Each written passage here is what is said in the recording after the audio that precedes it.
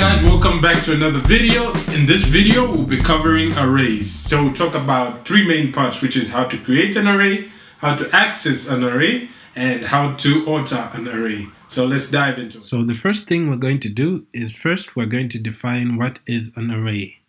An array is a variable in which you could store a number of items.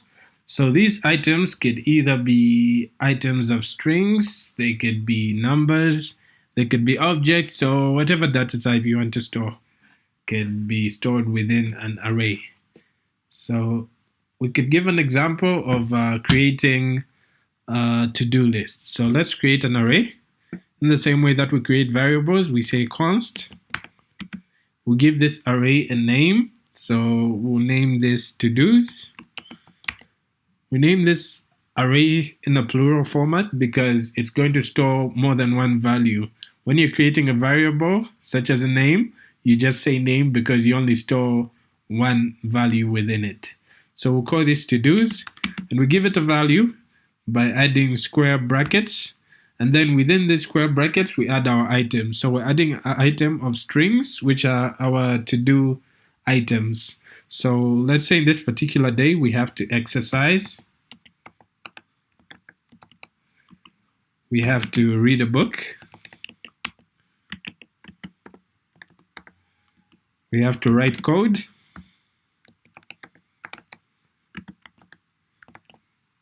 And we have to take a nap.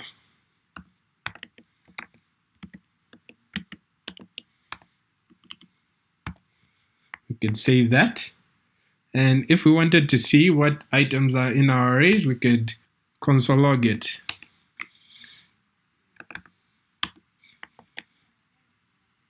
And when we check in our console, we could see our items: exercise, read a book, write code, and take a nap. You may also have noticed that when we created our array, each item was separated using a comma. That's how we separate items within an array. Now let's talk about how to access an item within an array. In order to access an item, we have to know its position. It's very important to know in which position the item falls. This position is known as its index. Indexes in arrays start from 0. So the position at which exercise here falls, its index is 0. The next index is 1, which is read a book. Next is 2, and the last one here is 3.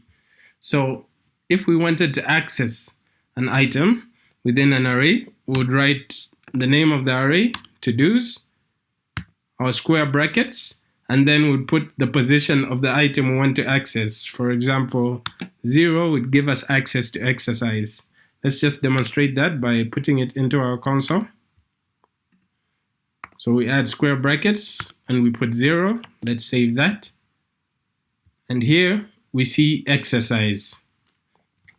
If we go back here and we wanted to access the last item, which is take a nap, you can see there are 4 items, but because we start counting from 0, our 4th item would be at index 3.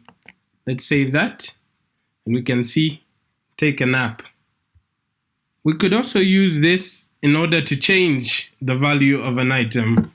Let's say you wanted to change the value of index 3 here. We'd type in to-dos, add our position here, and then add equals. The same way in which we change a value of a variable, we could change position 3 to have a snack. We save that. We spelled snack here. We save that. And then in the console, we're calling position 3. So we can see here, it has changed to have a snack. We could also find out at which position exactly an item is by using another inbuilt function that arrays comes with, which is the index of function.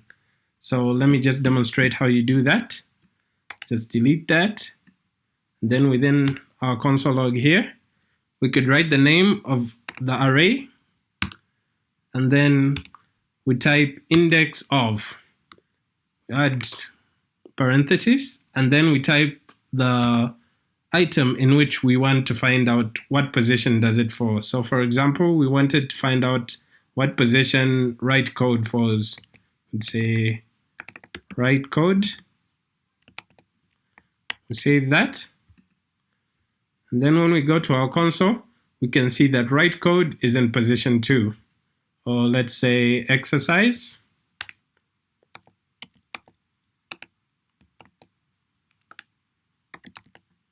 We save that. We can see exercise is at index 0. Next, let's talk about how we add and remove items from our arrays. So when we want to add an item to our array, we use an inbuilt function known as push, which adds the item to the end of our array. So let's give an example of our to-do list here. Supposing we had a new task to do. Let's say we wanted to call our grandma. So we delete that, and let's just delete what's in our log here. And then we could call our array. We call the function in our array known as push to add an item.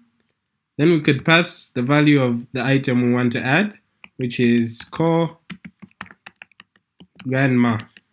And then when we pass our array into our console, so that we can see what's in our array, we check our console and we can see that in addition to our previous 4 items, our previous 4 tasks, we have call grandma that has been added.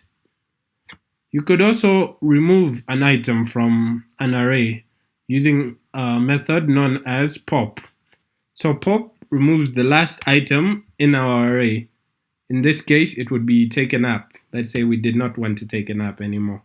So we'd call the function pop. We add our parentheses. We do not pass any parameters because we are just removing the last item here. When we save that, we can see here that our array has remained with only 3 items as opposed to the previous 4 which we started out with.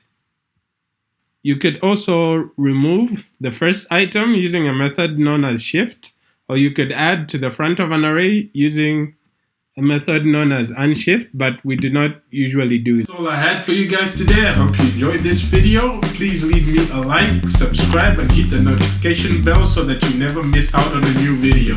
Catch you guys in the next one.